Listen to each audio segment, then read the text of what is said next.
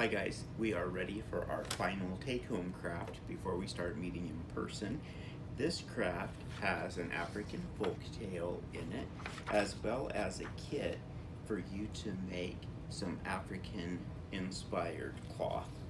So in your kit you'll have a red piece of construction paper, and it has lines on it that tell you where to cut, and then you also have some strips of paper for weaving. When you get started, you're going to fold your red piece of construction paper in half. It's important that you hold your paper with the line that is horizontal facing you so that you know where to stop cutting with your scissors. I have an example of what that looks like after it's been cut. The biggest mistake you can make is cutting beyond the line that is marked to stop. Once you have cut those lines, stopping each time before you get to the end, you're ready to start weaving. We're going to just do a very simple over, under, over pattern, alternating the yellow and green colors as we go.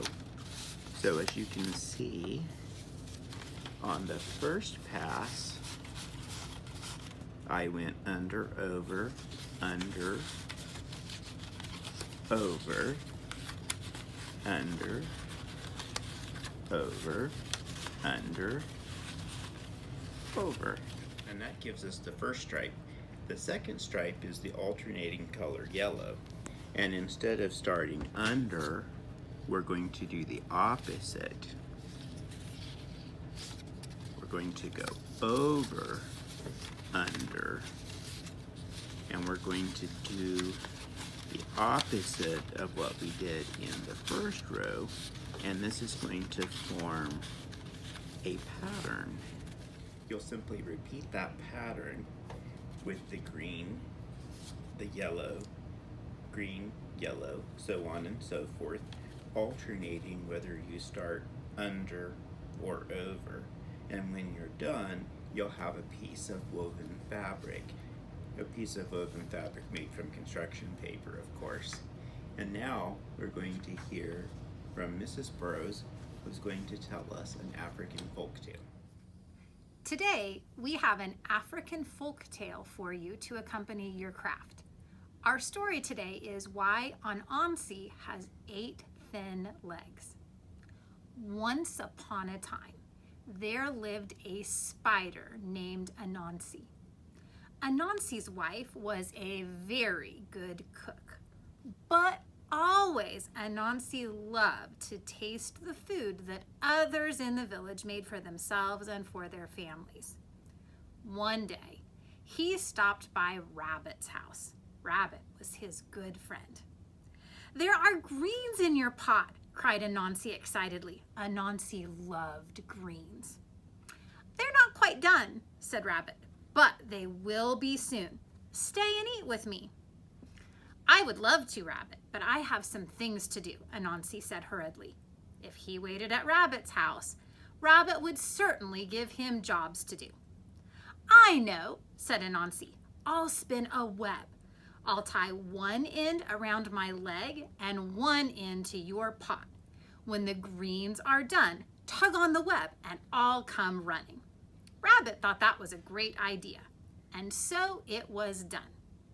"I smell beans," Anansi sniffed excitedly as he ambled along. "Delicious beans cooking in a pot." "Come eat our beans with us," cried the monkeys. "They are almost done." "I would love to, Father Monkey," said Anansi. And again, Anansi suggested he spin a web with one end tied around his leg and one end tied to the big bean pot.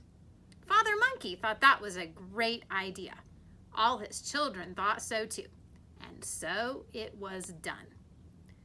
"I smell sweet potatoes," Anansi sniffed happily as he ambled along.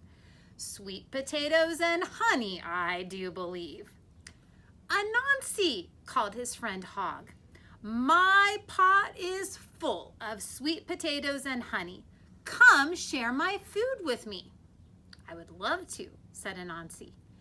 And again, Anansi suggested he spin a web with one end tied around his leg and one end tied to the sweet potato pot. His friend Hog thought that was a great idea, and so it was done. By the time Anansi arrived at the river, he had one web tied to each of his 8 legs. This was a wonderful idea, Anansi told himself proudly. I wonder whose pot will be ready first. Just then, Anansi felt a tug at his leg. Ah, said Anansi, that is the web string tied to Rabbit's green. He felt another and another. Anansi was pulled 3 ways at once.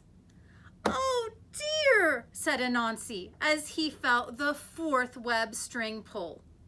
Just then, he felt the 5th web string tug, and the 6th, and the 7th, and the 8th. Anansi was pulled this way and that way as everyone pulled on the web strings at once. His legs were pulled thinner and thinner. Anansi rolled and tugged himself into the river. When all the webs had washed away, Anansi pulled himself painfully up on shore. Oh my, sighed Anansi. Perhaps that was not such a good idea after all. To this day, Anansi the spider has 8 very thin legs, and he never got any food that day at all.